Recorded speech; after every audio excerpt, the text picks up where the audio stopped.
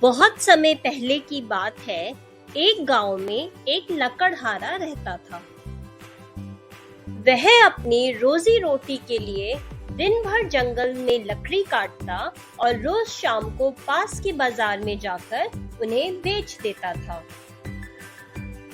एक दिन की बात है कि वो तालाब के पास एक पेड़ काट रहा था।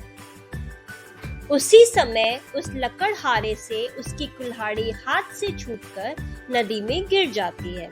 उस नदी का बहाव और गहराई दोनों बहुत ज्यादा थी। उस लकड़हारे ने अपनी कुल्हाड़ी को बहुत खोजा, पर वह कामयाब नहीं हुआ और फिर हार मानकर नदी किनारे बैठ गया और जोर जोर से रोने लगा।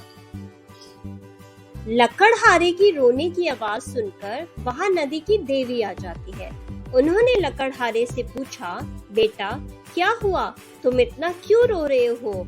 क्या तुम्हारा इस नदी में कुछ खो गया है?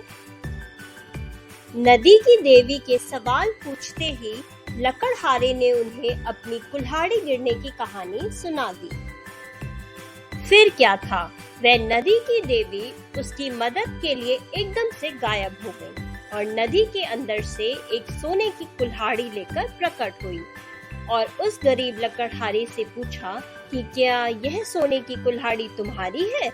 लकड़हारे ने सोने की कुल्हाड़ी को देखकर कहा, नहीं, मैं तो एक गरीब आदमी हूँ, इसलिए यह मेरी नहीं है। एक बार फिर नदी की देवी पानी के अंदर जाती है और इस बार चांदी की कुल्हाड़ी लेकर वापस आती है, लेकिन उस लकड़हारे ने उस कुल्हाड़ी को देखकर कहा, यह मेरी नहीं है, मैं तो एक गरीब इंसान हूँ। और एक बार फिर से नदी की देवी पानी में जाकर गायब हो जाती है और इस बार लोहे की कुल्हाड़ी लेकर वापस आती है।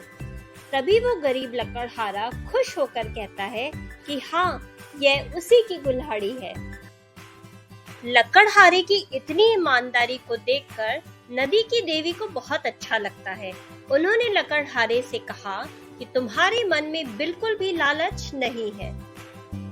तुम्हारे इतने पवित्र और सच्चे मन को देखकर मैं बहुत खुश हूँ।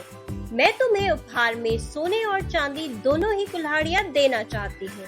तुम अपनी लोहे की कुल्हाड़ी के साथ इन्हें भी अपने पास अपनी ईमानदारी के तोहफे के तौर पर रख लो।